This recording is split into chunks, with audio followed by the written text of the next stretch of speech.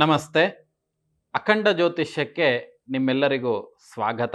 ನಾನು ನಿಮ್ಮ ಶ್ರೀನಿಧಿ ಹೊಳ್ಳ, ಜ್ಯೋತಿಷ್ಯರು. ಹಾಗೆ ನವರಾತ್ರಿಯ ದಿನದ 9ನೇ ದಿನವಾಗಿರ್ತಕ್ಕಂಥ ಇಂದು, ಕೊನೆಯ ದಿನವಾಗಿರ್ತಕ್ಕಂಥ ಇಂದು ಸಿದ್ಧಿದಾತ್ರಿಯನ್ನು ಆರಾಧನೆ ಮಾಡಬೇಕು ಅಂಥೇಳಿ. ಇದು ಪಾರ್ವತೀ ದೇವಿಯ ಮೂಲವಾಗಿರ್ತಕ್ಕಂಥ ಒಂದು ಸ್ವರೂಪ ಅಂತ ಹೇಳಿದರೆ, ಭಕ್ತರಿಗೆ ಅನುಗ್ರಹ ಮಾಡಲಿಕ್ಕಾಗಿಯೇ ಈ ಒಂದು ಸ್ವರೂಪವನ್ನು ಧಾರಣೆ ಮಾಡಿದಂಥವಳು. ಹೇಗೆ ಚಂಡಮುಂಡರನ್ನು, ಶುಂಭನಿಶುಂಭರನ್ನು, ಮಹಿಷಾಸುರನನ್ನು, ರಕ್ತಬೀಜಾಸುರನನ್ನು ಸಂಹಾರವನ್ನು ಮಾಡಿ ಭಕ್ತರಿಗೆ ಇಪ್ಸಿತವಾಗಿರ್ತಕ್ಕಂತಹ ಫಲಗಳನ್ನು, ಹಾಗೆ ಇನ್ನು ಲೋಕದಲ್ಲಿರುವಂತಹ ಕಂಟಕಗಳನ್ನೆಲ್ಲ ದೂರೀಕರಿಸಿ ಆ ತಾಯಿ ಅನುಗ್ರಹಕಾರಕಳಾಗಿ ನಿಂತಿರುವಂತಹ ಒಂದು ಸ್ವರೂಪ ಅದು ಯಾವುದು ಅಂತ ಕೇಳಿದರೆ ಸಿದ್ಧಿದಾತ್ರಿ. ಸಿದ್ಧಿದಾತ್ರಿ ಅನ್ನುವಂಥ ಪದ ಅನ್ನುವಂಥದ್ದು, ಸಿದ್ಧಿ ಅಂತ ಹೇಳಿದರೆ ನಮಗೆ ಯಾವುದೇ ಒಂದು ವಿಷಯಗಳನ್ನು ನಮಗೆ ಬಳಸಲಿಕ್ಕೆ ಪರಿಪಕ್ವವಾಗಿ ಮಾಡಿಟ್ಕೊಂಡಿರುವಂಥದ್ದು. ಈಗ ಹೇಗೆ ಅಂತ ಕೇಳಿದರೆ, ಗಾಡಿ ಬೇಕಂತಾದರೆ ನಾವು ಇವತ್ತು ಹೋಗಿ ಅದಕ್ಕೆ ಬ್ಲೋ ಹಾಕ್ಸೋದು, ಪಂಚರ್ ಹಾಕ್ಸೋದು ಅಲ್ಲ, ಅದೆಲ್ಲವನ್ನು ರೆಡಿ ಮಾಡಿಟ್ಕೊಂಡು ನಮಗೆ ಬೇಕಾದಾಗ ತೊಗೊಂಡು ಹೋಗ್ಲಿಕ್ಕೆ ರೆಡಿ ಆಗಿರಬೇಕು. ಅಂದರೆ ಅದು ಸಿದ್ಧವಾಗಿದೆ. ಸಿದ್ಧ ಮಂತ್ರ ಸಿದ್ಧಿಹಿ ಅನ್ನುವಂಥದ್ದು. ಹೇಗೆ ಮೊನ್ನೆ ಕಾಳರಾತ್ರಿ ವಿಚಾರಗಳಲ್ಲಿ ಮಾತಾಡಬೇಕಾದ್ರೆ ಪರಿಪಕ್ವವಾಗಿ ಎಲ್ಲರನ್ನ ಸಂಹಾರ ಮಾಡಿದ್ಲು. ಯಾರು? ಅವಳು ಕಾಳರಾತ್ರಿಯಾಗಿ. ವಿಶೇಷವಾಗಿ ಕಾಲಃ ಶಿವ ತಸ್ಯ ಪತ್ನೀತಿ ಕಾಳಿಹಿ, ಕಾಳಃ ಅನ್ನುವಂಥ ವಿಷಯಗಳು. ಶಿವ ತಸ್ಯ ಪತ್ನೀತಿ ಕಾಳಿಹಿ ಅನ್ನುವಂಥದ್ದು. ಎಲ್ಲದ ಸ್ವರೂಪ. ಯಾಕೆ ಈ ಪದವನ್ನು ಹೇಳಿದ್ದೆ ಅಂತ ಕೇಳಿದರೆ, ಎಲ್ಲದರ ಸ್ವರೂಪ ಅನ್ನುವಂಥದ್ದು ತಾಯಿ ದುರ್ಗಾ ಪರಮೇಶ್ವರಿಯೇ. ಹಾಗಾಗಿ ಅವಳ ಮೂಲವಾಗಿರ್ತಕ್ಕಂಥ ಸ್ವರೂಪಗಳು. ಈ ಸಿದ್ಧಿಗಳಲ್ಲಿ ಹಲವಾರು ಸಿದ್ಧಿಗಳು ಬರ್ತದೆ. ಅದನ್ನು ನಾವು ಇನ್ನೊಂದು ಕಾರ್ಯಕ್ರಮದಲ್ಲಿ, ಇನ್ನೊಂದು ದಿನದಲ್ಲಿ ಅದರ ಬಗ್ಗೆ ತಿಳಿದುಕೊಳ್ತಾ ಹೋಗೋಣ. ಅದರಲ್ಲಿ ಆ ಸಿದ್ಧಿದಾತ್ರಿ ಅನ್ನುವಂಥವಳು ಹೇಗಿರ್ತಾಳೆ? ಶಂಖ, ಚಕ್ರ, ಗದ, ಕಮಲವನ್ನು ಧಾರಣೆ ಮಾಡಿದಂಥವಳು, ಸೌಮ್ಯ ಸ್ವರೂಪದಲ್ಲಿ ಇರುವಂಥವಳು, ಸುಂದರವಾಗಿರ್ತಕ್ಕಂತಹ ಮುಖಗಳನ್ನು ಹೊಂದಿದಂಥವಳು. ಇಲ್ಲಿ ವಶಿತ್ವಗಳು ಅಥವಾ ಗರಿಮಾದಿ ಸಿದ್ಧಿಗಳು ಅನ್ನುವಂಥದ್ದು ಅದರಲ್ಲಿ ಇವಳಲ್ಲಿ ವಿಶೇಷವಾಗಿ ಇವತ್ತಿನ ದಿನ ತುಂಬಿಕೊಂಡಿರ್ತದೆ. ಅದರಲ್ಲಿ ಯಾವುದು ಅಂತ ಕೇಳಿದರೆ, ಅಣಿಮಾ ಸಿದ್ಧಿಗಳು, ಮಹಿಮಾ ಸಿದ್ಧಿಗಳು, ಗರಿಮಾ ಸಿದ್ಧಿಗಳು, ಲಘುಮಾ ಸಿದ್ಧಿಗಳು, ಹಾಗೆ ಪ್ರಾಕಾಂಬ್ಯ, ಈಶಿತ್ವ ಹಾಗೂ ವಶಿತ್ವ ಸಿದ್ಧಿಗಳು. ಇವೆಲ್ಲ ಸಿದ್ಧಿಗಳು ಅಂಥೇಳಿ ಆ ಎಲ್ಲ ಸಿದ್ಧಿಯನ್ನು ಧಾರಣೆ ಮಾಡಿದಂಥವಳು. ಸಿದ್ಧಿಗಳನ್ನು ಮಾತ್ರ ಧಾರಣೆ ಮಾಡಿ ಅವುಗಳ ಫಲವನ್ನು ಭಕ್ತರಿಗೆ ಕೊಡಬೇಕನ್ನುವಂಥ ದೃಷ್ಟಿಯಿಂದ ಈ ಒಂದು ನವರಾತ್ರಿಯ 9ನೇ ದಿನದ ಶುಭ ಅವಸರದಲ್ಲಿ ಆ ದೇವಿಯನ್ನು ನಾವು ಪ್ರಾರ್ಥನೆ ಮಾಡುವಂಥದ್ದು. ಈ ಪ್ರಾಕಾಮ್ಯ, ಈಶಿತ್ವ, ವಶಿತ್ವಗಳೆಲ್ಲವೂ ಸಮೇತ ಎಲ್ಲ ಭಕ್ತರುಗಳಿಗೆ ಫಲವನ್ನು ಉಂಟು ಮಾಡುವಂಥದ್ದೇ. ನಾವು ಇಷ್ಟು ದಿನ 9 ದಿನಗಳ ಕಾಲ ತಾಯಿ ಒಬ್ಬೊಬ್ಬರನ್ನು ಸಂಹಾರ ಮಾಡಿದಂತಹ ಕಾಲ ಇದು. ವಿಶೇಷವಾಗಿ ಶಾಕ್ತೇಯರಿಗೆ ಹೆಚ್ಚಿನ ಫಲಗಳನ್ನು ಕೊಡುವಂಥದ್ದು. ಈ 9 ದಿನಗಳು ತಾಯಿ ಒಂದೊಂದು ರೂಪವನ್ನು ಧಾರಣೆ ಮಾಡಿ, ಆ ರೂಪ ಧಾರಣೆ ಮಾಡಿದಂಥ ಕಾಲದಲ್ಲಿ ಎಲ್ಲ ದೇವಾನುದೇವತೆಗಳು ಸೇರಿ ರಾಕ್ಷಸರನ್ನು ಮಟ್ಟ ಹಾಕಬೇಕು ಅನ್ನುವಂಥದ್ದು ಬಂದಂಥದ್ದು. ಅದಕ್ಕೆ ವೀಕ್ಷಕರ ಹೇಳುವಂಥದ್ದು, ಧರ್ಮೋ ರಕ್ಷತಿ ರಕ್ಷಿತಃ. ನಾವು ಎಷ್ಟು ಧರ್ಮವನ್ನು ಉಳಿಸ್ತೇವೆ ಅದು ಅಷ್ಟು ಧರ್ಮ ನಮ್ಮನ್ನು ಉಳಿಸ್ತದೆ ಅಂತೇಳಿ. ನಾವು ಸ್ವಂತ ಉದ್ಯೋಗಾದಿಗಳನ್ನು ಮಾಡಿ ನಮ್ಮ ಜಾಗದ ಎದುರುಗಡೆಯೇ ನಾವು ಕಸ ಹಾಕ್ಕೊಂಡು ನಮ್ಮ ಜಾಗವನ್ನೇ ನಾವು ಕೆಟ್ಟದಾಗಿ ಇಟ್ಕೊಂಡ್ರೆ ಯಾರೂ ಅಲ್ಲಿ ವ್ಯಾಪಾರವನ್ನು ಮಾಡಲಿಕ್ಕೆ ಬರುವುದಿಲ್ಲ. ನಮ್ಮ ವ್ಯಾಪಾರ ಮಾಡುವಂಥ ದೃಷ್ಟಿ ಅಥವಾ ನಾವು ಮಾಡುವಂಥ ವ್ಯಾಪಾರ ಶುದ್ಧವಾಗಿತ್ತು ಅಂತಾದರೆ, ಅದು ನ್ಯಾಯಯುತವಾಗಿತ್ತು ಅಂತಾದರೆ ನಮಗೆ ಅದು ಮೇಲ್ಕಾಲದಲ್ಲಿ ತುಂಬ ಫಲಗಳನ್ನು ಕೊಡ್ತದೆ. ಕೆಲವರು ನೋಡಿರ್ಬೋದು, ನಮ್ಮ ತಾತ ಮುತ್ತಾತನಿಂದನೂ ನಾವು ಇದೇ ಕೆಲಸವನ್ನು ಮಾಡ್ಕೊಂಡು ಬಂದಿದ್ದು ಅಂತ ಹೇಳಿರ್ತಾರೆ. ಯಾಕೆ ಅಂತ ಕೇಳಿದರೆ, ಅವರು ಆ ಕೆಲಸಕ್ಕೆ ಕೊಡುವಂತಹ ಗೌರವ ಅನ್ನುವಂಥದ್ದು. ಹಾಗಾಗಿ ಎಲ್ಲ ವಿಷಯಗಳಲ್ಲೂ ಗೌರವ ಅನ್ನುವಂಥದ್ದು ಬೇಕಾಗ್ತದೆ. ಮಾಡುವಂಥ ಕೆಲಸದಲ್ಲಿ ಶ್ರದ್ಧೆ ಅನ್ನುವಂಥದ್ದು ಬೇಕಾಗ್ತದೆ. ಆಗ ಆ ಕೆಲಸ ಅನ್ನುವಂಥದ್ದು ನಮ್ಮನ್ನು ಕಾಯ್ತದೆ ಅನ್ನುವಂಥ ಕಾಲ. ಹಾಗೆ ಈ 9 ದಿನಗಳ ಕಾಲ ಹಾಗೆ ಬನ್ನಿ ಮುಡಿಯುವಂಥದ್ದು ಅಂತ ಹೇಳಿ, ಆ ಬನ್ನಿಯ ಮರದ ಕೆಳಗಡೆ ಎಲ್ಲ ಶಸ್ತ್ರಾಸ್ತ್ರಗಳನ್ನು ಇಟ್ಟು ಅವರು ಸಂಧ್ಯಾವಂದನಾದಿಗಳು ಬೇರೆ ಕೆಲಸಗಳನ್ನೆಲ್ಲ ಮುಗಿಸಿ ಬರುವ ತನಕ ಆ ಶಮಿಯ ಬುಡದಲ್ಲಿ ಆ ಅಸ್ತ್ರಗಳನ್ನು ಇಟ್ಟಿದ್ರು. ಹಾಗಾಗಿ ಈ ಸಂದರ್ಭದಲ್ಲಿ ಆ ಎಲ್ಲ ದೋಷಗಳು ಅನ್ನುವಂಥದ್ದು, ಮನುಷ್ಯನಲ್ಲಿರುವಂತಹ ಕಾಮಕ್ರೋಧಾದಿ ಮದಲೋಭ ಮಾತ್ಸರ್ಯಗಳು ಸಮೇತ ಇನ್ಯಾವ ರೀತಿ ಕೆಟ್ಟ ಉದ್ದೇಶಗಳಿದ್ದಾವೋ ಅವೆಲ್ಲವೂ ಹೋಗಲಿ ಅನ್ನುವಂಥ ಭಾವನೆಯಿಂದ ಆಯಾಯ ಜಿಲ್ಲೆಗಳಲ್ಲಿ ಅಲ್ಲಿ ಇರುವಂತಹ ರಾಜರು ಈಗಿನ ಕಾಲದಲ್ಲಿ ರಾಜಕಾರಣಿಗಳೇ ರಾಜರಾಗಿರ್ತಾರೆ. ಅವರಿಂದ ಆ ಬನ್ನಿಯನ್ನು ಕಡಿಯುವಂಥ ಕೆಲಸ ಮಾಡ್ತಾರೆ. ಆ ಬನ್ನಿಯ ಎಲೆಗಳನ್ನು ತೆಗೆದುಕೊಂಡು ಎಲ್ಲರಿಗೂ ಎಲ್ಲರಿಗೂ ಶುಭಾಶಯವನ್ನು ಕೊಡುವಂಥದ್ದು, ವಿಶ್ ಮಾಡುವಂಥದ್ದು ಏನು? ಬನ್ನಿ ಬಂಗಾರವಾಗಲಿ, ಅಥವಾ ಈ ಬನ್ನಿಯ ದಳ ಅನ್ನುವಂಥದ್ದು ನಿಮ್ಮ ಜೀವನದಲ್ಲಿ ಬಂಗಾರ ಆಗಲಿ. ಹೇಗೆ ಸಪ್ತಮಾತೃಕೆಯರು, ಹಾಗೆ ಸಪ್ತದುರ್ಗೆಯರು, ನವದುರ್ಗೆಯರು 9 ರಾತ್ರಿಗಳ ಕಾಲ ನಾವು ಕೇಳಿದಂಥ ಕಥೆಗಳು ರಾಕ್ಷಸರನ್ನು ಸಂಹಾರ ಮಾಡಿದಂತೆಯೇ, ಯಾರಿಗೆ ನಾವು ಈ ಬನ್ನಿಯನ್ನು ಕೊಟ್ಟು ಕೈ ಮುಗಿತೇವೋ, ಸಣ್ಣವರು ದೊಡ್ಡವರಿಗೆ ಬನ್ನಿಯನ್ನು ಕೊಡುವಂಥದ್ದು, ಬನ್ನಿಯನ್ನು ಕೊಟ್ಟು ಬನ್ನಿಯನ್ನು ಮುಡಿಯುವಂಥದ್ದು, ಅದನ್ನು ತಲೆಗೆ ಹೂವಿನ ರೂಪದಲ್ಲೇ ತಲೆಗೆ ಧಾರಣೆ ಮಾಡುವಂಥದ್ದು ಯಾಕೆ ಕೊಡ್ತಾರೆ ಅಂತ ಕೇಳಿದರೆ, ಈ ಬನ್ನಿಯ ಮಹಾತ್ಮ ಅನ್ನುವಂಥದ್ದು ಹೇಗೆ ದುರ್ಗಾ ಪರಮೇಶ್ವರಿ ಎಲ್ಲ ರಾಕ್ಷಸರನ್ನು ಸಂಹಾರ ಮಾಡಿದಳೋ, ಅದೇ ರೀತಿಯಾಗಿ ನಿಮ್ಮ ಜೀವನದಲ್ಲಿರುವಂಥ ಕಷ್ಟ ಕಾರ್ಪಣ್ಯಗಳು ಅನ್ನುವಂಥದ್ದು ದೂರವಾಗಲಿ ಅನ್ನುವಂಥ ದೃಷ್ಟಿಯಿಂದ ಈ ಬನ್ನಿಯನ್ನು ಕೊಡುವಂಥದ್ದು. ನಮ್ಮ ಸನಾತನ ಹಿಂದೂ ಧರ್ಮದಲ್ಲಿ ಹೇಗೆ ಅಂತ ಕೇಳಿದರೆ, ನಾವೊಬ್ಬನೇ ಉದ್ಧಾರ ಆಗಲಿ ಅಂತ ಯಾರೂ ಹೇಳಲಿಲ್ಲ. ನಾನು ಉದ್ಧಾರ ಆಗಬೇಕು, ನಮ್ಮ ಲೋಕದ ಜನರು ಧರ್ಮೋ ರಕ್ಷತಿ ರಕ್ಷಿತಃ, ಹಾಗೆ ಅತಿಥಿ ದೇವೋಭವ ನಮಗೆ ಇಲ್ಲ ಅಂತ ಹೇಳಿದರೂ ಮುಂದೆ ಯಾರು ಬರ್ತಾರೆ ಅತಿಥಿಗಳು ಅವರು ಸಮೃದ್ಧವಾಗಿರಬೇಕು, ಸಂತೃಪ್ತವಾಗಿರಬೇಕು ಅನ್ನುವಂಥ ಧರ್ಮ ನಮ್ಮದು. ಹಾಗಾಗಿ ಇಲ್ಲಿ ಬನ್ನಿಯನ್ನು ಏಕೆ ದೇವರ ಕೇಳ್ಬೋದು, ಬಟ್ರೆ ಬನ್ನಿಯನ್ನು ಅಷ್ಟೆಲ್ಲ ಕಡಿದ್ರ ಮೇಲೆ ನಾವೆಲ್ಲ ಅದನ್ನೆಲ್ಲ ತೆಗೆದುಕೊಂಡು ಬಂದಿರ್ತೇವೆ, ಅದನ್ನು ಯಾಕೆ ಬೇರೆಯವ್ರಿಗೆ ಕೊಡಬೇಕು ಅಂತ ಹೇಳಿ. ನಮಗೂ ಒಳ್ಳೆಯದಾಗಬೇಕು, ಹಾಗೆ ಎದುರುಗಡೆಯವರಿಗೂ ಕೊಡುವವರಿಗೂ ಒಳ್ಳೆಯದಾಗಬೇಕು ಅನ್ನುವಂಥ ಭಾವನೆ ನಮ್ಮ ಸನಾತನ ಹಿಂದೂ ಧರ್ಮದ. ಹಾಗಾಗಿ ಎಲ್ಲರಿಗೂ ಕೊಟ್ಟು ಅವರೊಟ್ಟಿಗೆ ಅವರ ಸಂತೋಷದೊಡನೆ ನಾವು ತೆಗೆದುಕೊಳ್ಳಬೇಕು ಅನ್ನುವಂಥದ್ದು ಈ ನವರಾತ್ರಿಯ ಶುಭ ಸಂದರ್ಭದಲ್ಲಿ ಹೇಳಬೇಕಾಗಿರ್ತಕ್ಕಂಥ ವಿಷಯಗಳು. ಇನ್ನು ಇಷ್ಟು ದಿನ ನಾವು 9 ರಾತ್ರಿಗಳು ಆ ತಾಯಿಯ ಒಂದೊಂದು ಸ್ವರೂಪದ ಬಗ್ಗೆ ನಾವು ತಿಳ್ಕೊಳ್ತಾ ಹೋದ್ವಿ. ಹಾಗೆ ಒಂದು ಸಾಮಾನ್ಯವಾಗಿರ್ತಕ್ಕಂಥ ಚಿಂತನೆಯನ್ನು ಮಾಡೋಣ ಅನ್ನುವಂಥದ್ದು ಇವತ್ತು ನಾವು ಅಂದ್ಕೊಂಡಿದ್ದೇವೆ. ಅದನ್ನು ಹೇಗೆ ಅಂತ ಕೇಳಿದರೆ, ನೋಡಿ, ನಾವು ಎಲ್ಲ ಕಡೆಗಳಲ್ಲಿ ಜ್ಯೋತಿಷ್ಯಾದಿಗಳನ್ನು ಕೇಳಲಿಕ್ಕೆ ಹೋಗ್ತೇವೆ. ನಮಗೆ ಏನು ಕೇಳಬೇಕು ಅನ್ನುವಂಥದ್ದೇ ಗೊತ್ತಿರೋದಿಲ್ಲ. ಆದರೆ ಈ ಜ್ಯೋತಿಷ್ಯವನ್ನು ಕೇಳಲಿಕ್ಕೆ ಹೇಗೆ ಹೋಗಬೇಕು, ಏನನ್ನು ಅನುಸರಿಸಬೇಕು ಅನ್ನುವಂಥ ವಿಚಾರಗಳ ಬಗ್ಗೆ ನಾವಿವತ್ತು ತಿಳ್ಕೊಳ್ತಾ ಹೋಗುವ. ಈ ಜ್ಯೋತಿಷ್ಯವನ್ನು ಕೇಳಲಿಕ್ಕೆ ನಾವು ಮೊದಲನೇದಾಗಿ ಏನು ಮಾಡಬೇಕು ಅಂತ ಕೇಳಿದರೆ, ನಮ್ಮಲ್ಲಿರುವಂಥ ಕಷ್ಟ ಕಾರ್ಪಣ್ಯಗಳನ್ನೆಲ್ಲ ಒಮ್ಮೆ ಮನನವನ್ನು ಮಾಡಿಕೊಂಡು, ನಂತರದಲ್ಲಿ ಶುಭವಾಗಿರ್ತಕ್ಕಂಥ ಮುಹೂರ್ತಗಳಲ್ಲಿ ಶಾಸ್ತ್ರದಲ್ಲಿ ಯಾವ ಮನುಷ್ಯ ಜ್ಯೋತಿಷ್ಯವನ್ನು ಕೇಳಲಿಕ್ಕೆ ಹೋಗ್ತಾನೋ ಅವನಿಗೆ ಪ್ರಚ್ಚ ಅಂತೇಳಿ ಹೆಸರು. ಪ್ರಚ್ಚ ಅಂತ ಹೇಳಿದರೆ ಕೇಳಲಿಕ್ಕೆ ಬರುವವನು. ಅವನು ಬರುವಾಗಲೂ ಸಮೇತ ನಾವು ಹೋಗುವಾಗ ಹೇಗಿರಬೇಕು, ಶುಭ್ರ ವಸ್ತ್ರವನ್ನು ಹಾಕಿಕೊಂಡು ಹೋಗಬೇಕು, ಹರಿದಂಥ ವಸ್ತ್ರಗಳನ್ನು ಹಾಕಿಕೊಂಡು ಹೋಗಬಾರ್ದು. ನಂತರದಲ್ಲಿ ನಮ್ಮ ಜಾತಕದ ಪ್ರತಿಯನ್ನು ತೆಗೆದುಕೊಂಡು ಹೋಗಬೇಕು. ಅದಾದ ನಂತರದಲ್ಲಿ ಹೋಗುವಂಥ ಸಂದರ್ಭದಲ್ಲಿ ಜ್ಯೋತಿಷ್ಯರ ಹತ್ರ, ನಂತರದಲ್ಲಿ ದೇವರ ಹತ್ತಿರ, ನಂತರದಲ್ಲಿ ರೋಗಿಗಳ ಹತ್ತಿರ, ವಯಸ್ಸಾದವರ ಹತ್ತಿರ ಯಾವತ್ತೂ ಖಾಲಿ ಕೈಯಲ್ಲಿ ಹೋಗಬಾರ್ದಂತೆ. ಹೋಗುವಾಗ ಮಂಗಳಕರವಾಗಿರ್ತಕ್ಕಂಥ ವಸ್ತುಗಳನ್ನು, ಹಾಗೆ ಶುಭವನ್ನು ತಂದುಕೊಡುವಂಥ ವಸ್ತುಗಳನ್ನು ನಾವು ಅವರಿಗೆ ಮಂಗಳಕರವಾಗಿರ್ತಕ್ಕಂಥ ವಸ್ತುಗಳನ್ನು ತೆಗೆದುಕೊಂಡು ಹೋಗಬೇಕು. ಹೋಗುವಂಥ ಸಂದರ್ಭದಲ್ಲಿ ಒಬ್ಬರೇ ಹೋಗಬಾರ್ದಂತೆ. ಜೊತೆಗೆ ಹೆಂಡತಿ ಮದುವೆ ಆಗಿತ್ತು ಅಂತಾದರೆ ಹೆಂಡತಿಯನ್ನು ಕರೆದುಕೊಂಡು ಹೋಗಬೇಕು. ಸಕುಟುಂಬಂ ನಿರೀಕ್ಷಸ್ವ. ಅರ್ಧಾಂಗಿ ಅಂತ ಹೇಳುವುದು ಎಂತಕ್ಕೆ, ಹಾಫ್ ಶರ್ಟ್ ಅಂತ ಹೇಳುವುದು ಎಂತಕ್ಕೆ? ಇದೇ ಕಾರಣಕ್ಕೆ ಎಲ್ಲದರಲ್ಲೂ, ಸುಖದಲ್ಲೂ ದುಃಖದಲ್ಲೂ ಪುಣ್ಯದಲ್ಲೂ ಸಮೇತ ಅವಳು ಇರಬೇಕು ಅನ್ನುವಂಥ ದೃಷ್ಟಿ. ಹೆಂಡತಿಯನ್ನು ಕರೆದುಕೊಂಡು ಮಂಗಳಕರವಾಗಿರ್ತಕ್ಕಂಥ ವಸ್ತುಗಳನ್ನು ಹಿಡಿದುಕೊಂಡು ಜ್ಯೋತಿಷ್ಯರ ಹತ್ರ ಹೋಗಬೇಕು.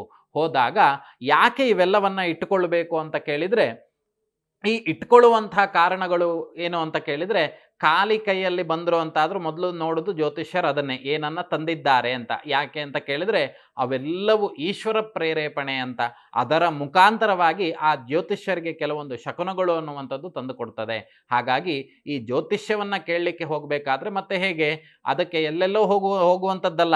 ನಮ್ಮ ಕುಲ ಪುರೋಹಿತರು ಅಥವಾ ಕುಲ ಜ್ಯೋತಿಷ್ಯರ ಹತ್ರನೇ ಹೋಗಬೇಕು, ಬೇರೆಯವ್ರ ಹತ್ರ ಎಲ್ಲ ಹೋಗಬಾರ್ದು ಅನ್ನುವಂಥದ್ದು. ಮತ್ತು ಯಾರ ಹತ್ರ ಹೋಗಬೇಕು ಸ್ವಾಮಿ ಅಂತ ಕೇಳಿದರೆ, ಈ ಶಾಸ್ತ್ರವನ್ನು ಆಧರಿಸಿ ಯಾರು ಜ್ಯೋತಿಷ್ಯವನ್ನು ಹೇಳ್ತಾರೆ ಅವರಿಗೆ ಹೋಗಬೇಕು. ಯಾಕೆ ಅಂತ ಕೇಳಿದರೆ, ಇವತ್ತಿನ ಕಾಲಘಟ್ಟದಲ್ಲಿ ಏನು ಎಲ್ಲ ಜನರನ್ನು ಮೋಸ ಮಾಡುವಂಥ ಎಲ್ಲ ವಿಷಯಗಳು ನಮ್ಮ ಕಣ್ಣೆದುರುಗಡೆ ಕಾಣಿಸ್ತಾ ಇದೆ. ಆದರೆ ನಮ್ಮ ಸನಾತನ ಹಿಂದೂ ಧರ್ಮದಲ್ಲಿ ಹೇಳಿದಂಥದ್ದು ಯಾವುದು ಅಂತ ಕೇಳಿದರೆ, ಆರೂಢ ಪ್ರಶ್ನೆ, ಅಷ್ಟಮಂಗಳ, ಸ್ವರ್ಣಾರೂಢ ಅಷ್ಟಮಂಗಳ, ಮತ್ತು ಜಾತಕ ವಿಮರ್ಶೆ, ವೀಳ್ಯದೆಲೆಯಲ್ಲಿ ಅವೆಲ್ಲವೂ ಆರೂಢ ಪ್ರಶ್ನೆಯಲ್ಲೇ ಬರುವಂಥದ್ದು. ಈ ವಸ್ತುಗಳಿಂದ ಮಾತ್ರ ಭೂತ ಭವಿಷ್ಯತ್ ವರ್ತಮಾನ ಕಾಲಗಳನ್ನು ನಾವು ಚಿಂತನೆ ಮಾಡಲಿಕ್ಕೆ ಸಾಧ್ಯತೆ. ದೇವರ ಸೃಷ್ಟಿ ಮಾಡಿದಂಥ ಮನುಷ್ಯನ ಮೇಲೆ ದೇವರು ಬರ್ತಾರೆ ಅಂತಾದರೆ ಅದು ನಂಬಲಿಕ್ಕೆ ಅಸಾಧ್ಯವಾಗಿರ್ತಕ್ಕಂತಹ ಮಾತುಗಳು. ಅಗ್ನಿಮುಖ ವೈ ದೇವಾಹ, ದೇವರಿಗೆ ಮುಖ ಯಾವುದು ಅಂತ ಕೇಳಿದರೆ ಅಗ್ನಿಯೇ ಮುಖ. ನಮ್ಮ ಪಾಪಕರ್ಮಗಳನ್ನು, ಯಾವುದೋ ಹಿಂದಿನ ಜನ್ಮದಲ್ಲಿ ಮಾಡಿದಂಥ ಪಾಪಕರ್ಮಗಳನ್ನು ಅನುಭವಿಸ್ಲಿಕ್ಕಾಗಿ ನಾವಿಲ್ಲಿ ಬಂದಿರ್ತೇವೆ. ನಮ್ಮ ಮೈ ಮೇಲೆ ಯಾವತ್ತೂ ದೇವತಾ ಸಾನ್ನಿಧ್ಯ ಅನ್ನುವಂಥದ್ದು ಬರಲಿಕ್ಕೆ ಸಾಧ್ಯತೆಯೂ ಇಲ್ಲ. ಆ ಶಕ್ತಿ ಅನ್ನುವಂಥದ್ದು ಬಂದರೆ ಆ ದೇಹ ಅನ್ನುವಂಥದ್ದು ಅಥವಾ ಆತ್ಮ ಅನ್ನುವಂಥದ್ದು ಛಿದ್ರವಾಗಿ ಹೋಗ್ತದೆ, ತಡ್ಕೊಳ್ಳಿಕ್ಕೂ ಸಾಧ್ಯತೆ ಇಲ್ಲ. ಹಾಗಾಗಿ ಶಾಸ್ತ್ರಾಧಾರಿತವಾಗಿರುವಂಥದ್ದೇನು ಅಂತ ಕೇಳಿದರೆ ಜ್ಯೋತಿಷ್ಯವನ್ನು ಕುಂಡಲಿಗಳ ಮುಖಾಂತರವಾಗಿ ನೋಡಿಕೊಳ್ಬೇಕು ಅನ್ನುವಂಥದ್ದು ಹೇಳಿದ್ದಾರೆ. ಈ ಜ್ಯೋತಿಷ್ಯದಲ್ಲಿ ಏನೆಲ್ಲ ಇರ್ತದೆ ಅಂತ ಕೇಳಿದರೆ, ಜ್ಯೋತಿಷ್ಯವನ್ನು ನೋಡುವಾಗ ನಾವು ಯಾವುದೋ ಮನುಷ್ಯನ ವ್ಯಕ್ತಿಯನ್ನು ನಾವು ನೋಡಿ ಮಾತಾಡುವಂಥದ್ದು, ಅವನು ಹೀಗಿದ್ದಾನೆ ಅಂತ ಹೇಳುವಂಥದ್ದು ತಪ್ಪಾಗ್ತದೆ. ಅದಕ್ಕೆ ಆಧಾರ ಅನ್ನುವಂಥದ್ದಿದೆ. ಏನು ಜ್ಯೋತಿಷ್ಯ ಅಂತ ಕೇಳಿದರೆ, ಹೇಗೆ ನಮ್ಮ ಕನ್ನಡಿಯ ಎದುರು ಭಾಗದಲ್ಲಿ ನಾವು ನಿಂತ್ಕೊಂಡ್ವಿ ಅಂತ ಆದರೆ ನಮಗೇನು ಕಾಣಿಸ್ತದೆ? ಆ ಕೂದಲು ಸರಿ ಇಲ್ಲ ಅಂತ ಆದರೆ ಆ ಕೂದಲನ್ನು ಸರಿ ಮಾಡಿಕೊಳ್ಳುವಂಥದ್ದು. ಈಗ ಇಲ್ಲಿ ಹಣೆ ಸರಿ ಇಟ್ಕೊಳ್ಳುವಾಗ ಅದು ಸರಿಯಾಗಿರಬೇಕು ಅನ್ನುವಂಥದ್ದು ನಾವು ಹೇಗೆ ಕನ್ನಡಿಯನ್ನು ನೋಡಿ ನಾವು ಕಲಿತೇವೋ, ಹಾಗೆ ಜ್ಯೋತಿಷ್ಯ ಅನ್ನುವಂಥದ್ದು ಆಗಬಹುದಾಗಿರ್ತಕ್ಕಂಥ, ಮುಂದೆ ಆಗಬಹುದಾಗಿರ್ತಕ್ಕಂಥ ತೊಂದರೆಗಳನ್ನು ಅಥವಾ ನಿಮ್ಮಲ್ಲಿರುವಂಥ ಸಮಸ್ಯೆಗಳಿಗೆ ಪರಿಹಾರವನ್ನು ಕೊಡುವಂಥದ್ದು ಒಂದು ಮಾರ್ಗ. ಇದು ಧರ್ಮದ ಒಂದು ಮಾರ್ಗ. ಹಾಗಾಗಿ ಇದನ್ನು ಶಾಸ್ತ್ರೀಯ ರೀತಿಯಲ್ಲೇ ಕೇಳಬೇಕು ಬಿಟ್ಟರೆ, ಇನ್ನೊಂದೇನೋ ನಾವು ಅಂಜನವನ್ನು ಹಾಕ್ತೇವೆ ಅಥವಾ ಮತ್ತೆ ಇನ್ನೊಂದೇನೋ ಮಾಡ್ತೇವೆ ಅಂತ ಆದರೆ ಅವೆಲ್ಲ ನಮ್ಮ ಸನಾತನ ಹಿಂದೂ ಧರ್ಮದ್ದಲ್ಲ. ಈ ನ್ಯೂಮರಾಲಜಿ ಆಗಿರ್ಬೋದು ಅವೆಲ್ಲವೂ ಸಮೇತ ಅದಕ್ಕೆ ಸ್ಪಷ್ಟವಾಗಿರ್ತಕ್ಕಂಥ ಚಿತ್ರಣ ಕೊಡ್ಲಿಕ್ಕೆ ಸಾಧ್ಯತೆ ಇಲ್ಲ. ನೋಡಿ, ನಮ್ಮ ಧರ್ಮದಲ್ಲಿ ಯಾವುದೇ ಒಂದು ದೇವಸ್ಥಾನಗಳಲ್ಲಿ, ಇನ್ನು ಕೇರಳ ಪದ್ಧತಿಯಲ್ಲೆಲ್ಲ ನೋಡಿರ್ಬೋದು, ಆ ದೇವಸ್ಥಾನದ ಬಾಗಿಲನ್ನು ತೆಗಿಬೇಕಾದ್ರೂ ಸಮೇತ ಅಷ್ಟಮಂಗಳ ಪ್ರಶ್ನೆಯನ್ನು ಹಾಕಿದ್ರು. ಅಲ್ಲಿ ಯಾರು ದೇವ್ರ ಮೈ ಮೇಲೆ ಬರೋರು ಬಂದಾಗ್ಲಿಯೋ ಅಥವಾ ಇನ್ನೊಂದೇನೋ ಮೋಸ ಮಾಡೋರಾಗಿ ಬಂದು ಹೇಳಲಿಲ್ಲ. ಅದನ್ನು ಸರ್ಕಾರ ಗಣನೆಗೂ ತೆಗೆದುಕೊಳ್ಳಲಿಲ್ಲ. ಇದಕ್ಕೆ ಆಧಾರ ಉಂಟು. ಈ ಒಂದು ಗ್ರಹ ಇಲ್ಲಿತ್ತು, ಈ ಒಂದು ಮನೆಯಲ್ಲಿತ್ತು ಅಂತ ಆದರೆ ಇದೇ ರೀತಿಯಾಗಿರ್ತಕ್ಕಂತಹ ಫಲಗಳನ್ನು ಕೊಡ್ತದೆ ಅನ್ನುವಂಥ ಆಧಾರ ಇದೆ. ಹಾಗಾಗಿ ಜ್ಯೋತಿಷ್ಯವನ್ನು ಕೇಳಲಿಕ್ಕೆ ಹೋಗಬೇಕಾದ್ರೆ ಈ ಎಲ್ಲ ಕೆಲಸಗಳನ್ನು ನಾವು ಮಾಡ್ಕೊಂಡು ಹೋಗಬೇಕು. ಸುಮ್ಮನೆ ಹೋದ್ವಿ ಮತ್ತು ಸಾಯಂಕಾಲದಲ್ಲಿ ಜ್ಯೋತಿಷ್ಯ ಶಾಸ್ತ್ರದಲ್ಲಿ ಇನ್ನೊಂದು ವಿಷಯ ಉಂಟು. ಪ್ರಾತಃ ಕಾಲದಲ್ಲಿ ಶುಭ ವಿಚಾರಗಳನ್ನೇ ವಿಮರ್ಶೆ ಮಾಡಬೇಕು. ಸಾಯಂಕಾಲದಲ್ಲಿ ಸೂರ್ಯ ಅಸ್ತ ಆದ ನಂತರದಲ್ಲಿ ಪ್ರಶ್ನಾಚಿಂತನೆಯನ್ನೆಲ್ಲ ಮಾಡಬಾರ್ದು ಅನ್ನುವಂಥದ್ದಿದೆ. ಹಾಗಾಗಿ ಪ್ರಾತಃ ಕಾಲದಲ್ಲಿ ಹೋದಾಗ ನಮಗೆ ಶುಭ ಫಲಗಳನ್ನು ನಾವು ಚಿಂತನೆ ಮಾಡಲಿಕ್ಕೆ ಸಾಧ್ಯತೆ ಆಗ್ತದೆ. ಆದಷ್ಟು ನಿಮ್ಮ ಕುಲದ ಜ್ಯೋತಿಷ್ಯರಲ್ಲಿ ಹೋಗಿಯೇ ನೀವು ಅದನ್ನು ಕೇಳಬೇಕು. ಇದಕ್ಕೆ ಸಣ್ಣದಾಗಿ ನಿಮಗೊಂದು ಅರ್ಥ ಆಗುವಂಥ ರೀತಿಯಲ್ಲಿ ಹೇಳ್ತೇನೆ. ಒಬ್ಬ ತುಂಬ ಓದಿದಂಥ ಡಾಕ್ಟರ್ ಇರ್ತಾರೆ. ಆ ಡಾಕ್ಟ್ರ್ ಹತ್ರ ಹೋಗಿ ನಾವು ಆಪರೇಷನ್ ಮಾಡಿಸ್ಕೊಡ್ಲಿಕ್ಕೆ ನಾವೇನು ಯೋಚನೆ ಮಾಡೋದಿಲ್ಲ. ಆದರೆ ಆ ಡಾಕ್ಟ್ರ್ ಹತ್ರ ಕಲ್ತಂಥವ್ರು, ಇಲ್ಲ ಬನ್ನಿ ನಾವೇ ಒಂದು ಆಪರೇಷನ್ ಮಾಡ್ತೀವಿ, ರೋಡಲ್ಲಿ ಇಟ್ಕೊಂಡಿದ್ದೀವಿ ಅಂತ ಕೇಳಿದ್ರೆ ನಾವು ಅವ್ರನ್ನ ನಂಬೋದಿಲ್ಲ. ಯಾಕೆಂದರೆ ಇದು ಜೀವ, ಇದಕ್ಕೆ ಅವರೇನೋ ಮಾಡಿದ್ರು ಅಂತ ಆದರೆ ನಮ್ಮ ಜೀವ ಹೋಗ್ತದೆ ಅನ್ನುವಂಥ ಭಯ ಇರ್ತದೆ. ಅದಕ್ಕಿಂತ ಕ್ರೂರವಾಗಿರುವಂಥದ್ದು ಈ ದೈವಿಕವಾಗಿರ್ತಕ್ಕಂಥ ಕೆಲಸಗಳು.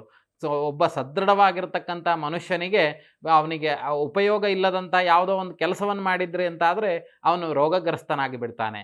ಅವನು ರೋಗಗ್ರಸ್ತನೂ ಆಗ್ಬೋದು ಅಥವಾ ಮತ್ತೆ ಇನ್ನೇನನ್ನು ಪೆಟ್ಟು ಬೀಳ್ಬೋದು. ಹಾಗಾಗಿ ನಿಮ್ಮ ಸಮಸ್ಯೆಗೆ ಸರಿಯಾಗಿರುವಂಥ ಪರಿಹಾರ ಸಿಕ್ತು ಅಂತ ಆದರೆ ಒಮ್ಮೆಲೇ ಆ ಎಲ್ಲ ಸಮಸ್ಯೆಗಳು ಪರಿಹಾರ ಆಗ್ತದೆ. ಇಲ್ಲ ಅಂತ ಹೇಳಿದರೆ ಇವತ್ತು ಇಲ್ಲೊಂದು ಕಡೆ ಹೋಗಿ ಹೋಮ ಮಾಡಿದ್ವಿ, ನಾಳೆ ಇನ್ನೊಂದು ಕಡೆ ಹೋಗಿ ಹೋಮ ಮಾಡಿದ್ವಿ, ಅಥವಾ ಮತ್ತು ಇನ್ಯಾವುದೋ ಪಕ್ಕದ ಮನೆಯವರು ಹೇಳಿದರು ಇದನ್ನು ಮಾಡಿ ಅಂತ ಹೇಳಿ, ಯಾವುದೋ ಹೋಮಗಳನ್ನು ಮಾಡಿ ಅಂತೇಳಿ ಅದು ಮಾಡಿದ್ರಿ, ಅದು ಯಾವುದೂ ನಿಮಗೆ ಫಲವನ್ನು ಕೊಡೋದಿಲ್ಲ. ಹೇಗೆ ಸ್ಕ್ಯಾನಿಂಗ್ ಮಾಡ್ದಲೇ ಡಾಕ್ಟ್ರು ಸಮೇತ ಆಪರೇಷನ್ ಮಾಡೋದಿಲ್ಲ. ಯಾಕೆಂದರೆ ಆ ಗೆಡ್ಡೆ ಎಲ್ಲಿದೆ ಅನ್ನುವಂಥದ್ದು ಅವ್ರಿಗೆ ಗೊತ್ತಾಗಬೇಕು. ಅರ್ಥಾತ್ ಈ ಜ್ಯೋತಿಷ್ಯದಲ್ಲಿ ಸರಿಯಾಗಿರ್ತಕ್ಕಂಥ ವಿಮರ್ಶೆಗಳು ಅನ್ನುವಂಥದ್ದು ಆಯಿತು ಅಂತ ಆದರೆ ಏನಾಗ್ತದೆ ಅಂತ ಕೇಳಿದರೆ, ನಿಮಗೆ ಪರಿಹಾರ ಅನ್ನುವಂಥದ್ದು ಶತಸಿದ್ಧವಾಗಿ 100% ಪರಿಹಾರ ಸಿಗುವಂಥ ಕೆಲಸಗಳಾಗ್ತದೆ. ಹಾಗಾಗಿ ಜ್ಯೋತಿಷ್ಯರನ್ನು ನೋಡಲಿಕ್ಕೆ ಹೋಗುವಾಗ ನಿಮ್ಮ ವಿಷಯಗಳೇನಿದೆ ಅದನ್ನು ಸ್ಪಷ್ಟವಾಗಿ ತಿಳಿದುಕೊಂಡು ಹೋಗಬೇಕು. ಹೋಗುವಂಥ ದಿನ ಶುಭ ದಿನಗಳಲ್ಲಿ ಹೋಗಬೇಕು. ಅಮಾವಾಸ್ಯೆ ಹುಣ್ಣಿಮೆಗಳಲ್ಲಿ ಹೋಗಲಿಕ್ಕಿಲ್ಲ. ಮತ್ತು ದುಷ್ಟ ವಾರತಿಥಿ ನಕ್ಷತ್ರಗಳನ್ನೆಲ್ಲ ನೋಡಿಕೊಂಡು ಹೋಗಬೇಕು. ಯಾಕೆ ಅಂದರೆ ಅದಕ್ಕೆ ಪ್ರತ್ಯೇಕವಾಗಿರ್ತಕ್ಕಂಥ ಫಲಗಳನ್ನು ಶಾಸ್ತ್ರದಲ್ಲಿ ಹೇಳಿದ್ದಾರೆ. ಹಾಗಾಗಿ ಶಾಸ್ತ್ರ ಸಹಿತವಾಗಿರುವಂಥದ್ದು, ಶಾಸ್ತ್ರದಲ್ಲಿ ಹೇಳಿರುವಂಥ ಆಚರಣೆಗಳಲ್ಲಿ ನಾವು ಹೋಗೋಣ. ಯಾಕೆ ಅಂತ ಕೇಳಿದರೆ, ಋಷಿಮುನಿಗಳು ಹಿಂದಿನ ಕಾಲದಲ್ಲೆಲ್ಲ ಹೇಗೆ ಇದು ಕಲಿಯುಗ, ದ್ವಾಪರ ಯುಗದಲ್ಲೆಲ್ಲ ನೀವು ನೋಡಿರ್ಬೋದು, ಫಿಲಮಲ್ಲೂ ನೋಡಿರ್ಬೋದು, ಕತೆಗಳಲ್ಲೂ ಕೇಳಿರ್ಬೋದು. ಗಣಪತಿ ಅಂದ್ರೂ ಕೂಡಲೇ ಮನಸ್ಸಲ್ಲೇ ಸ್ಮರಣೆ ಮಾಡ್ತಿದ್ದಾಗೆ ಗಣಪತಿ ಎದುರುಗಡೆ ಬಂದು ಕೂತ್ಕೊಂಡು ಬಿಡ್ತಿದ್ದ. ಆದರೆ ಈ ಇಂದ್ರ ಏನು ಮಾಡ್ದ ಅಂತ ಕೇಳಿದರೆ, ಆ ಎಲ್ಲ ದೇವತೆಗಳನ್ನೆಲ್ಲ ಮಂತ್ರದಲ್ಲಿ ಅಧೀನತೆ ಮಾಡಿ ಇಟ್ಬಿಟ್ಟ. ಆ ಮಂತ್ರ ಅಂತ ಓದಿದ್ರೆ ಮಾತ್ರ ದೇವತೆಗಳು ಅನುಗ್ರಹ ಮಾಡ್ತಾರೆ ಈ ಕಲಿಯುಗದಲ್ಲಿ ಅಂತ ಹೇಳಿದರೆ, ಆ ಮಂತ್ರದಲ್ಲಿ ಎಲ್ಲ ದೇವತೆಗಳು ಇದ್ದಾರೆ. ಬೀಜಾಕ್ಷರದಲ್ಲಿ ಎಲ್ಲ ಮಂತ್ರ ದೇವತೆಗಳಿದ್ದಾರೆ. ಆ ಮಂತ್ರವನ್ನ ಓದುವಂಥ ಯೋಗ ಯೋಗ್ಯತೆಗಳನ್ನು ಬ್ರಾಹ್ಮಣರಿಗೆ ಕೊಟ್ಟ. ಹಾಗಾಗಿ ಅನಾದಿ ಕಾಲದಿಂದ ನೀವೊಂದು ನೋಡ್ತಿರುವವರು ಒಂದು 60 ವರ್ಷದವರಾಗಿದ್ದೀರಿ ಅಂತ ಆದರೆ ನಿಮ್ಮ ಸಣ್ಣ ವಯಸ್ಸಿನಲ್ಲಿ ಯಾವ ರೀತಿ ಆರಾಧನೆ ನಡೀತಾ ಇತ್ತು, ಅದೇ ರೀತಿಯಾಗಿ ಅವೆಲ್ಲವೂ ಸಮೇತ ಏನು ಅಂತ ಕೇಳಿದ್ರೆ ಅವಾಗ ನಮಗೆ ಮೋಸ ಮಾಡುವಂಥದ್ದೆಲ್ಲ ಈಗಿನಷ್ಟು ಮೋಸ ಇರಲಿಲ್ಲ. ಆಗ ದೇವರ ಮೇಲೆ ಭಕ್ತಿ ಇತ್ತು. ಈಗ ದೇವರನ್ನೇ ಬಳಸಿಕೊಂಡು ಹಣ ಮಾಡುವಂಥ ಕೆಲಸ ಆಗಿದೆ. ಹಾಗಾಗಿ ಯಾವ ರೀತಿ ಆರಾಧನೆ ಮಾಡುವಂಥದ್ದೆಲ್ಲ ಉಂಟೋ ಅದೇ ರೀತಿಯಾಗಿ ಮಾಡಬೇಕು.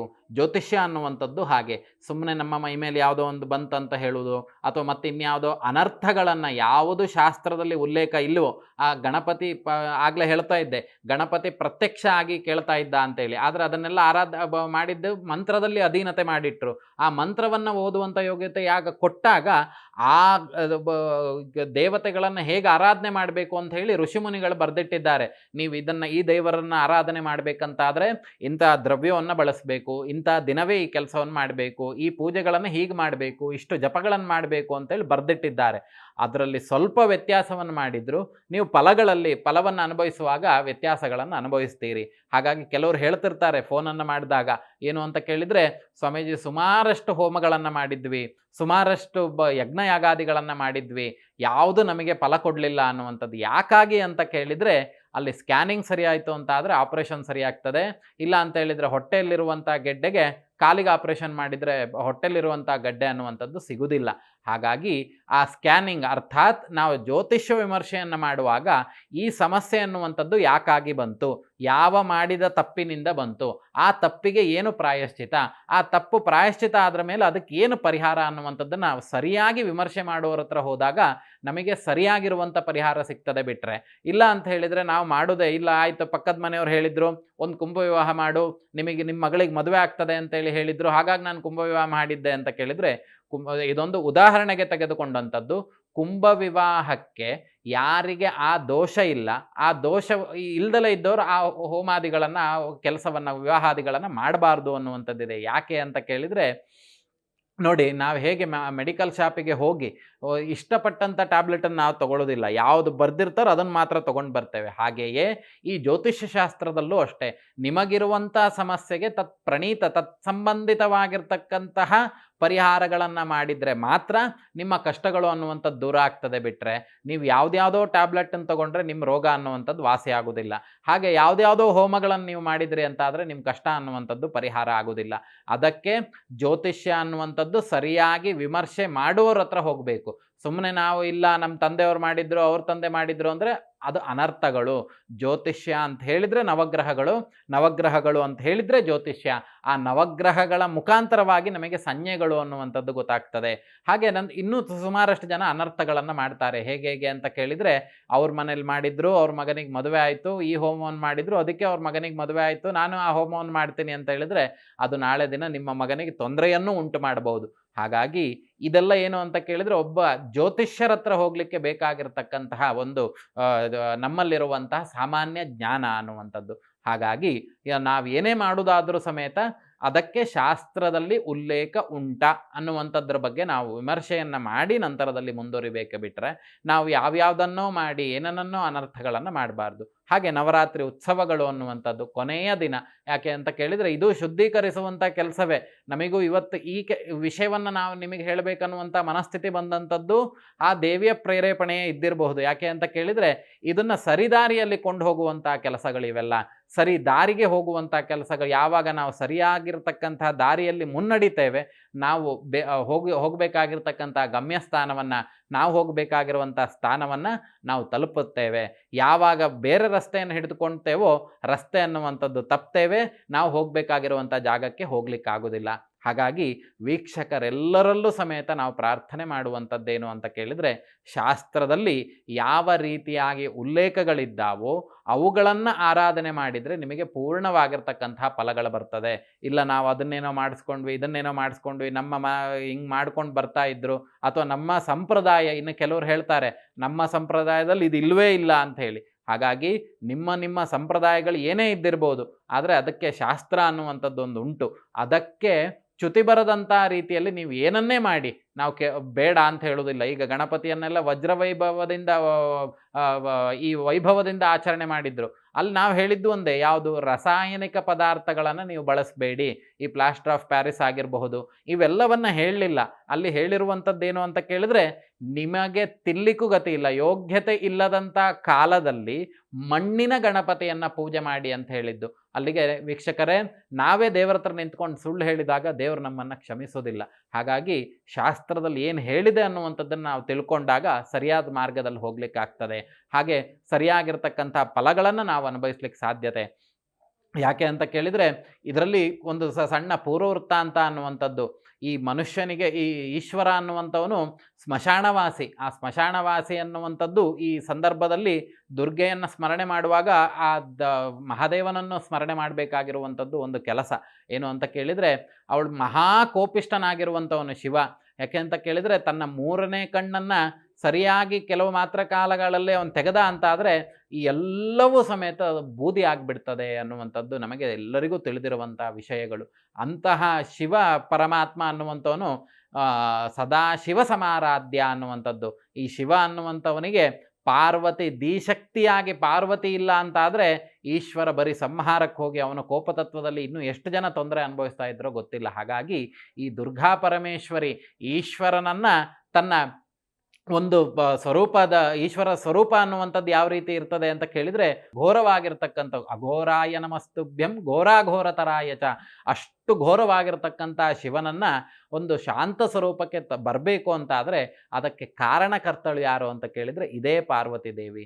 ಪಾರ್ವತಿ ದೇವಿ ಇಲ್ಲ, ದಿಶಕ್ತಿಯಾಗಿ ಪಾರ್ವತಿ ದೇವಿ ಇಲ್ಲ ಅಂತಾದರೆ ಇನ್ನು ಏನೇನು ಅನರ್ಥಗಳಾಗ್ತಿತ್ತೋ ಗೊತ್ತಿಲ್ಲ. ಹಾಗಾಗಿ ಈ ಬ್ರಹ್ಮ ವಿಷ್ಣು ಎಲ್ಲರೂ ಸೇರಿ ಈ ಶಿವನಿಗೆ ಮದುವೆ ಮಾಡಬೇಕನ್ನುವಂಥ ಉದ್ದೇಶದಿಂದ ಈ ಸ್ತ್ರೀ ದೇವತೆಯನ್ನು ಸೃಷ್ಟಿ ಮಾಡಿದಂಥದ್ದು. ಹಾಗಾಗಿ ಅಂತಹ ಸುಸಂದರ್ಭ ಆ ದೇವಿ ಅನ್ನುವಂಥವಳು ತನ್ನ ಲೋಕವನ್ನು, ಎಲ್ಲ ಲೋಕಗಳು, ನಾವಿರುವಂಥದ್ದು ಭೂಲೋಕದಲ್ಲಿ, ಭೂಲೋಕ, ಸುವರ್ಲೋಕ, ಅತಳ, ವಿತಳ, ಪಾತಾಳ, ತಳಾತಳ, ರಸಾತಳ ಅನ್ನುವಂಥ ಏನು ಲೋಕಗಳಿದ್ದಾವೋ ಆ ಎಲ್ಲ ಲೋಕಗಳಿಗೂ ಈ ಲೋಕದಲ್ಲಾದರೆ ಈ ನವರಾತ್ರಿ ಉತ್ಸವದಲ್ಲಿ ಈ ರೀತಿಯಾಗಿರ್ತಕ್ಕಂಥ ಕಥೆಗಳಿದ್ದಾವೆ. ಹಾಗೆ ಈ 7 ಲೋಕಗಳನ್ನು ಸಂರಕ್ಷಿಸುವಂಥ ಕೆಲಸ ಆ ತಾಯಿ ಮಾಡಿದ್ದಾಳೆ. ಇಲ್ಲ ಅಂತಾದರೆ ನಾವು ಇವತ್ತೆಲ್ಲ ಯಾವ ರೀತಿಯಾಗಿರ್ತಿದ್ವಿ, ಯಾವ ಯೋನಿಯಲ್ಲಿ ಹುಟ್ಟಿ ಯಾವ ಪ್ರಾಣಿಯಾಗಿ ಹುಟ್ಟಿದ್ವಿ ಅನ್ನುವಂಥದ್ದು ನಮಗೆ ಗೊತ್ತಿಲ್ಲ. ಇದನ್ನೇ ನಾವು ಇವತ್ತು ಇಲ್ಲಿ ಹುಟ್ಟಿ ಕೂತು ಅವಳನ್ನು ಆರಾಧನೆ ಮಾಡ್ತಾ ಇದ್ದೇವೆ ಅಂತಾದರೆ ಅದು ಅವಳ ಭಿಕ್ಷೆ ಅಂತ ಹೇಳಿ. ಹಾಗಾಗಿ ಈ ನವರಾತ್ರಿಯ ಸುಸಂದರ್ಭದಲ್ಲಿ ನಾವು ಏನೇ ಕೆಲಸವನ್ನು ಮಾಡುವಾಗ ಧರ್ಮಕ್ಕೆ ಚ್ಯುತಿ ಬರದಂಥ ರೀತಿಯಲ್ಲಿ ಕೆಲಸಗಳನ್ನು ಮಾಡೋಣ. ನಾವೇನೇ ಕೆಲಸವನ್ನು ಮಾಡುವಾಗ ಒಂದು ಶಾಸ್ತ್ರೀಯ ರೀತಿಯಲ್ಲಿ ಮಾಡೋಣ. ಅದನ್ನು ಹೇಗೆ ಮಾಡಬೇಕು ಅಂತುಂಟೋ ಅದನ್ನು ಹಾಗೇ ಮಾಡಿ ಅದರ ಪೂರ್ಣ ಫಲವನ್ನು ಅನುಭವಿಸೋಣ. ಯಾರೋ ಏನೋ ಹೇಳಿದರು, ಅದನ್ನು ನಾವು ಇನ್ನೊಂದೇನೋ ಮಾಡಿದ್ವಿ ಅಂತ ಹೇಳಿ ಮತ್ತು ಅದನ್ನು ನಾವೇನು ಮಾಡಲಿಕ್ಕೆ ಬರುವುದಿಲ್ಲ ಅಂತ ಹೇಳಿದರೆ ಆ ರೀತಿ ಮಾಡುವಂಥದ್ದು ತಪ್ಪಾಗ್ತದೆ. ಹಾಗಾಗಿ ಶಾಸ್ತ್ರೀಯವಾಗಿ ಯಾವಾಗ ನೀವು ಸರಿಯಾಗಿ ಹೋಗ್ತೀರಿ, ಯಾವಾಗ ಹೆಲ್ಮೆಟ್ ಹಾಕ್ಕೊಂಡು ಹೋಗ್ತೀರಿ, ತ್ರಿಬಲ್ ರೈಡಿಂಗ್ ಮಾಡೋದಿಲ್ಲ, ಆವಾಗ ಫೈನ್ ಅನ್ನುವಂಥದ್ದು ಬೀಳೋದಿಲ್ಲ. ನೀವು ಯಾವಾಗ ಅನರ್ಥಗಳನ್ನು, ಆ ರೂಲ್ಸನ್ನು ಯಾವಾಗ ಬ್ರೇಕ್ ಮಾಡ್ತೀರಿ, ನಿಮಗೆ ಅವಾಗ ಫೈನ್ಗಳು ಬೀಳ್ತದೆ. ಹಾಗೆ ಈ ದೇವಿಯನ್ನು ಶಾಸ್ತ್ರ ರೀತಿಯಲ್ಲಿ ನಾವು ಆರಾಧನೆ ಮಾಡಬೇಕು. ಆ ಶಾಸ್ತ್ರವನ್ನು ಬಿಟ್ಟು ನಾವು ಏನನ್ನೇ ಆರಾಧನೆ ಮಾಡಿದರೂ ಅದು ಕರ್ಮ ಅನ್ನುವಂಥದ್ದು ನಮ್ಮನ್ನು ಬಿಡುವುದಿಲ್ಲ.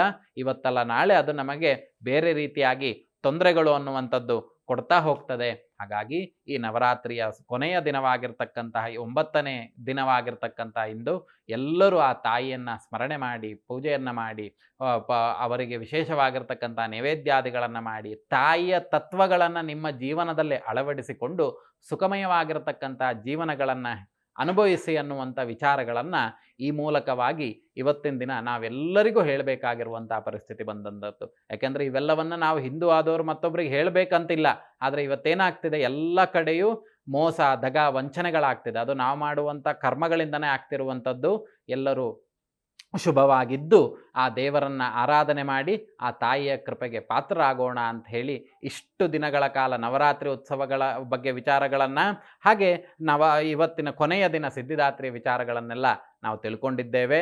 ತಾಯಿಯ ಅನುಗ್ರಹ ಅನ್ನುವಂಥದ್ದು ನಿಮ್ಮೆಲ್ಲರ ಮೇಲಿರಲಿ ಅಂತ ಹೇಳಿ ಈ ಸಿದ್ಧಿದಾತ್ರಿ ಅನ್ನುವಂತಹ ವಿಷಯ, ಇಷ್ಟು ಸಿದ್ಧಿದಾತ್ರಿಯ ಬಗ್ಗೆ ವಿಚಾರಗಳನ್ನು ತಿಳಿದುಕೊಂಡಿದ್ದೇವೆ.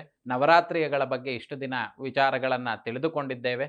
ನಾಳೆ ಕೊನೆಯ ದಿನ ವಿಜಯ ದಶಮಿ, ವಿಜಯವಾದಂತಹ ದಿನ ದಶಮಿ. ಅದು ಯಾವಾಗ ಆಗಿದ್ದು ಅಂತ ಕೇಳಿದರೆ ದಶಮಿಯಂದು ವಿಜಯವಾಯಿತು. ಹಾಗಾಗಿ ನಾಳಿನ ವಿಚಾರಗಳನ್ನು ಮತ್ತಷ್ಟು ಆ ವಿಚಾರಗಳನ್ನು ನಾವು ತಿಳ್ಕೊಳ್ತಾ ಹೋಗುವ. ಇಲ್ಲಿವರೆಗೆ ಇಷ್ಟು ವಿಚಾರಗಳನ್ನು ತಿಳಿದುಕೊಂಡಿದ್ದೀರಿ. ಆ ದೇವಿಯ ಅನುಗ್ರಹ ಅನ್ನುವಂಥದ್ದು ನಿಮ್ಮೆಲ್ಲರ ಮೇಲಿರಲಿ ಅಂತ ಹೇಳಿ ಆರಾಧನೆ ಮಾಡುವಂಥ ದೇವಿಯಲ್ಲಿ ನಾವು ಪ್ರಾರ್ಥನೆ ಮಾಡ್ತೇವೆ. ಎಲ್ಲರಿಗೂ ಒಳ್ಳೆಯದಾಗಲಿ.